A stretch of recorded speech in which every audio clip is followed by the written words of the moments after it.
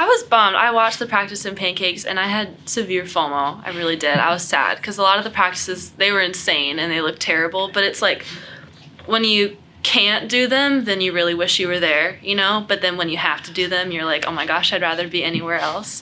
Before we dive in, let's talk about a company I love, Swim Outlet, and their new membership program, Swim Outlet Plus. Swimmers go through a lot of suits and gear every year. For that, the Swim Outlet Plus membership was created, and it's a no-brainer. With it, you save on every purchase, earn rewards credits for new purchases, and there are even more perks. It's only $4.99 a year. And if you're a coach and have a team store, every member of your team gets a Swim Outlet Plus membership free.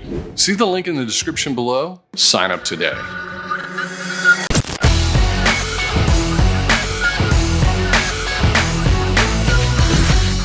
Three-time Olympic medalist Regan Smith may have had the best in-season meet of her life at the Westmont Pro Swim.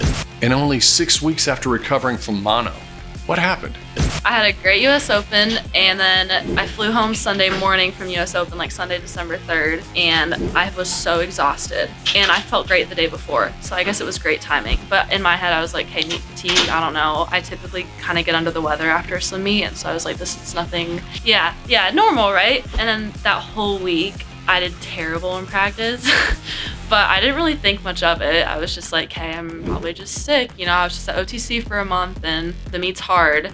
And then coming out of that second weekend being home, so a week after US Open ended, I was still feeling horrible. And then I remember the practice that Bob pulled me out of. It was a Tuesday afternoon, and we do like a backstroke set and a breaststroke set, and it's like a long course practice. And we were about to start the breaststroke portion of the set, and he took one look at me and was like, Regan, get out of the pool right now, because I'd done terrible in the backstroke portion. And I was so confused, and I didn't even have mono on my mind, but he was like, I need you to go get tested for mono. And I was like, oh God, okay.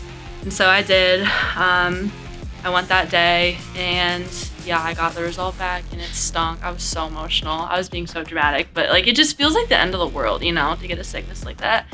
And Bob was great. He let me hop on a flight the next morning and go home for 2 weeks, and that's just what I needed. So yeah, but that's how I found out he had an inkling before I tested positive. What was Regan's recovery from mono like? Yeah, having a rough time December, January, and I was working closely with the doctor at Mayo Clinic that works with ASD pretty closely, and he was like spot on with the timeline. He was like, you're gonna be training normally by like mid to end of January, but I wouldn't expect you to start feeling like yourself fully until like early February. And he was so right. And so yeah, by the time February hit, I was consistently feeling good at practice, and I wasn't sleeping like 12 hours a night anymore. And my appetite was back, and I wasn't feeling like insane sore muscles anymore all the time, and like just the symptoms were so absurd. But I just finally felt like I was back to normal for like the first time in 6 weeks, and it was great. And something that I've taken a lot of pride in over the course of my swimming career is how consistent I am in practice. And I think that was the hardest thing for me to deal with, was how inconsistent I was during my recovery. Because some days I'd have a great practice, and then I'd come in the next day and like eat and have to pull out like halfway through the practice. And Bob was so great about like, you know, being careful with me, because it's so easy to relapse with an illness like that. And so he was very patient and knew when to pull me out, and it was so frustrating, but he did it the right way.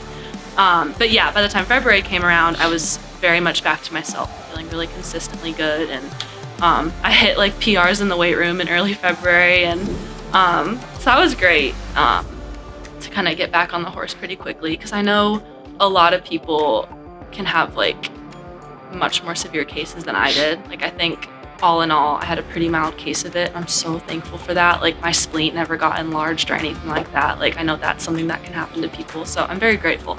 But yeah, February was really when things started to feel better, and I felt like myself, and I wasn't like crying every day after practice in the locker room. So it was great, but it was a really hard like 6 weeks. It was. An illness like that obviously affects you physically, but mentally, being out of the pool that long, especially in an Olympic year, did that affect Regan? That was the sickest I'd ever been in my entire life. Like, not to be dramatic, but you know, you always hear stories about mono and like what it does to you and like the extreme fatigue you feel, but you don't understand what it's like until you have it.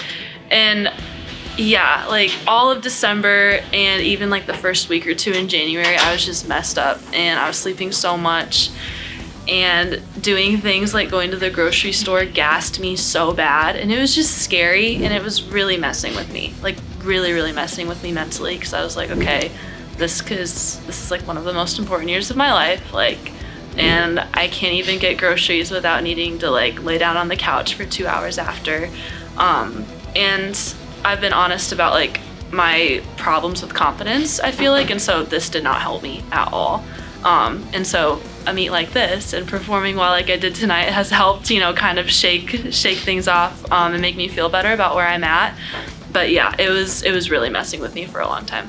Coach Bowman's ASU juggernaut kicks butt at the Westmont Pro Swim and at Pac-12 Champs. What stands out to Regan about their training group in Tempe? The most special thing about it is that excellence is such a norm on that team. And you get better when you surround yourself with people who want the exact same things you do, and people who are more accomplished than you as well, because it pushes you to, I think, a new level. And everyone in our practice group has done absurd things in this sport, and so it's so cool, but everyone's so nonchalant about it at the same time. Like, everyone is just very normal, and like outside of the pool, you'd never think that, you know, they're the swimmers that they are. And I love being a part of that. I think it's so fun. We all have a really good balance between swimming and other things, and so I think that's what makes us special. I don't know, but yeah, it is cool that like this insane level of excellence that we have in that group is just like the expectation. It's really cool, because I forget, you know, when you're in it, it does just seem like it's normal, and so you kind of just forget like how cool it is, the things that we're all accomplishing on the East Coast and the West Coast right now. So it's really cool.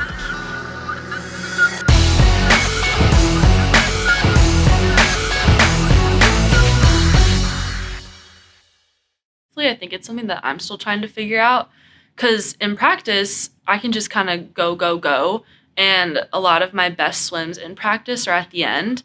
And I think I have a great aerobic base. And so, yeah, dying at the end of my races has always been something that's confused me a little bit. And I think, I haven't talked to Bob much about this, but I think it comes down to like where I'm at, like rest-wise and taper-wise. And we got a bit of rest for this meet, not a full taper, and I didn't shave.